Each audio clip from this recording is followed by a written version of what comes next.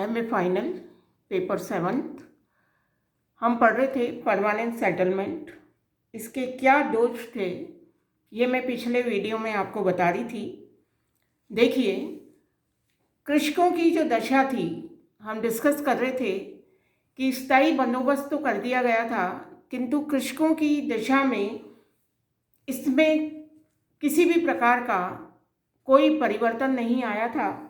किसान जो थे उनको ज़मींदारों के हाथों में सौंप दिया गया था और किसानों की जो स्थिति थी वो और भी ज़्यादा खराब हो गई थी।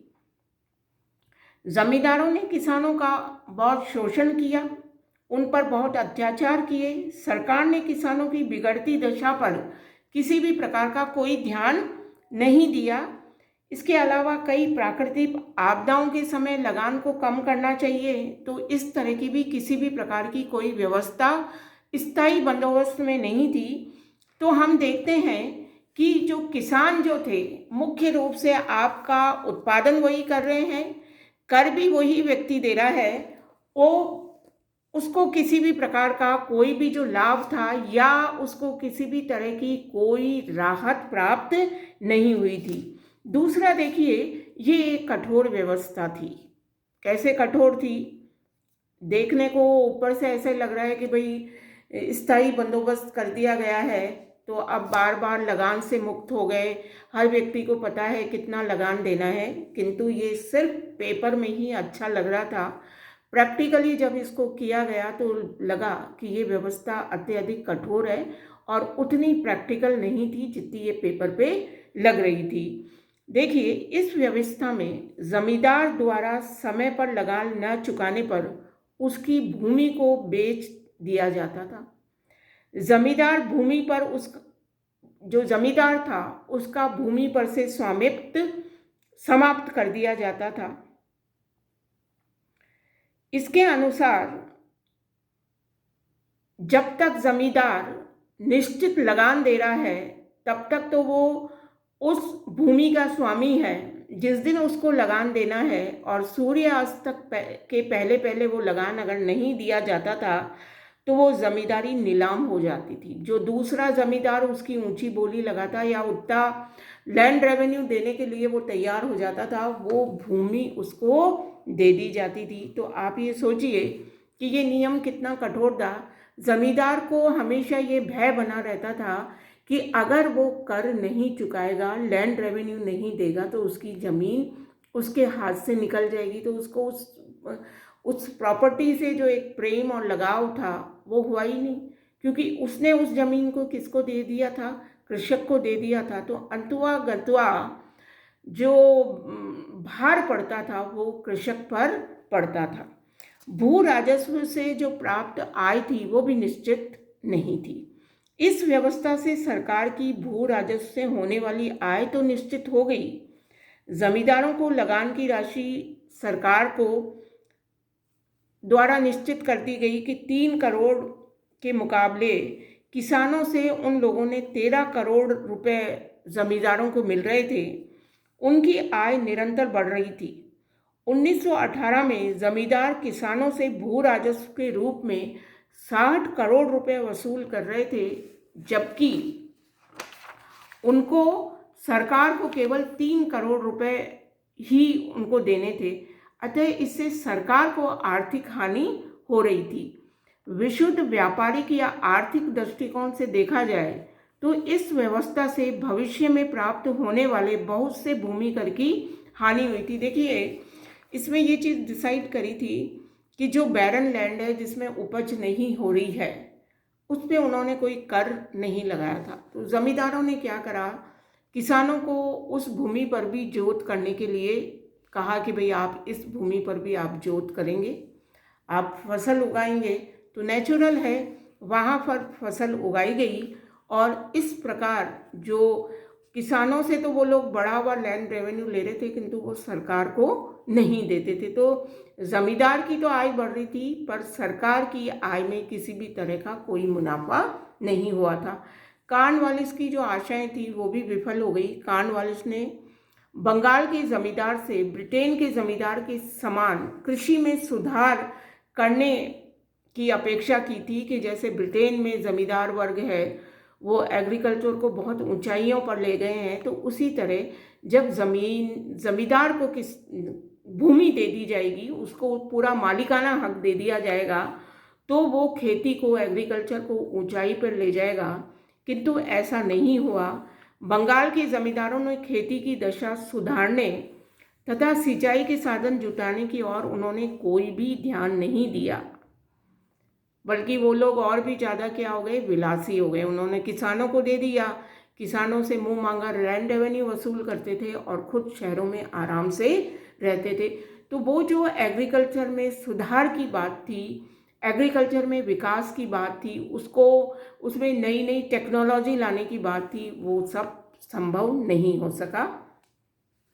सरकार ने इसकी अव्यावहारिकता को अनुभव किया और इसे अन्य प्रांतों में उन्होंने लागू नहीं किया। केवल बंगाल, बिहार, उड़ीसा में ये लागू हुआ, अन्य प्रांतों में इसे लागू नहीं किया गया। जो डॉक्टर एस.आर. शर्मा है, उन्होंने लिखा भी है एक जगह कि स्थायी व्यवस्था पर इससे अच्छी टिप्पणी नहीं की जा सकती कि इसे दूसरे प्रांतों में लागू नहीं किया गया, क्योंकि ये सैद्धांतिक थी, व्यवहारिक रूप से ये उतनी सफल नहीं हुई। देखिए, इसका एक और ड्रॉबैक हुआ, एक और बहुत बड़ा दोष ये था कि राष्ट्रीयता की भावना को इससे आघात लगा। ये व्यवस्था भारतीय राष्ट्रीयता के लिए बहुत घातक सिद्ध हुई। इससे जमींदार वर्ग जो था एक ऐसा राजभक्त बन गया। उसने संकट व विद्रोह के समय ब्रिटिश सरकार को बहुत सहायता दी, अतः राष्ट्रीयता की भावना को इस परमानेंट सेटलमेंट की वजह से आघात लगा। एक ऐसा वर्ग पैदा हो गया, जमींदार वर्ग, जो किसका स्वामी भक्त था, अंग्रेजों का स्वामी भक्त था।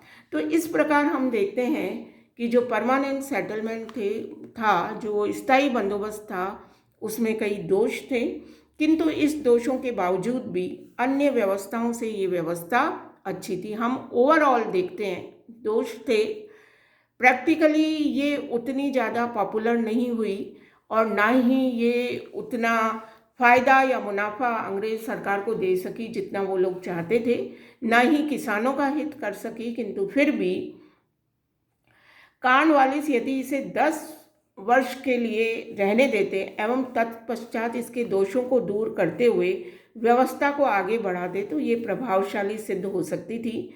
किंतु कॉर्नवालिस ने इसे स्थायी रूप देने में बड़ी जल्दी करी, अतः ये प्रणाली जो थी वो लाभप्रद नहीं हो सकी। आप पहले देखिए, कोई भी चीज़ अगर नई इम्प्लीमेंट करते हैं तो हम उसको देखते हैं कि इसकी सक्सेस की रेट क्या है ना। कॉर्नवालिस, क्योंकि खुद मैंने आपको पहले भी बताया, वो ज़मींदार घराने से संबंध रखते थे, तो उन्होंने ज़मींदार घराने के हिसाब से यहाँ पर भी ज़मींदारों से संबंध कर कर, एग्रीमेंट कर कर इस व्यवस्था को लागू कर दिया।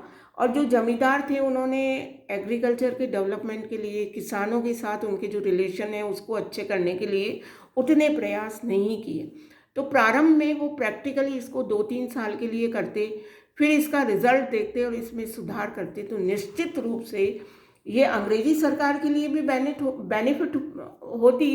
होता और जो भारतीय किसान थे उनको भी उनकी जो कमियां थी वो भी उनको पता चलती और ये एक लाभप्रद व्यवस्था हो सकती थी। डॉक्टर ताराचंद है, उन्होंने लिखा है कि वास्तव में स्थायी बंदोबस्त का लाभ सरकार की अपेक्षा जमींदार को ही अधिक हुआ था। दत्त ने भी इसी बात को लिखा है कि जो स्थायी बंदोबस्त का आरंभ प्रगतिशील कृषि को बल देने के लिए किया गया था, किंतु इसके कारण अनुपस्थित भूस्वामियों की बुराई उत्पन्न हो गई। बंगाल में स्थायी बंदोबस्त के दोषों को दूर करने के लिए कानून पास किए गए। बंगाल लगान कानून 1822 में पारित हुआ, जिसके द्वारा लगान देने वालों को बेदखली तथा लगान में वृद्धि के विरुद्ध एक सुरक्षा प्रदान की गई थी। 1859 के बंगाल लगान अधिनियम ने किसानों के लिए लगान की निश्चितता तथा अवधि की सुरक्षा को सुनिश्चित बनाया। इस प्रकार हम देखते हैं कि इस अधिनियम के अधीन जो रैयत भूमि पर उसी लगान पर 20 वर्ष तक कब्जा रख सकता है। उसे उसी के अनुरूप अधिकार तथा विशेषाधिकार दिए जाते थे। तो इस प्रकार देखते हैं कि अनेक गुण दोष होते हुए भी स्थायी व्यवस्था जिस क्षेत्र में लागू की गई थी वहाँ ये आज़ादी मिलने तक जारी रही थी।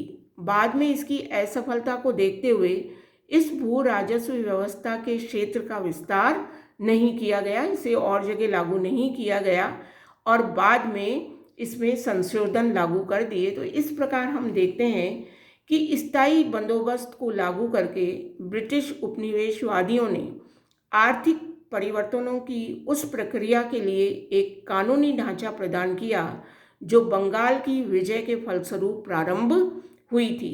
अंग्रेजी विजेताओं ने जो सामंती वर्ग को राजनीतिक सत्ता से तो वंचित कर दिया तथा अपने पूंजीवादी देश की आवश्यकता के अनुसार सामंती भारत की सामाजिक आर्थिक व्यवस्था को रूपांतरित करने का प्रयास किया और इसमें वो सफल भी रहे। तो ये आपके था परमानेंट सेटलमेंट।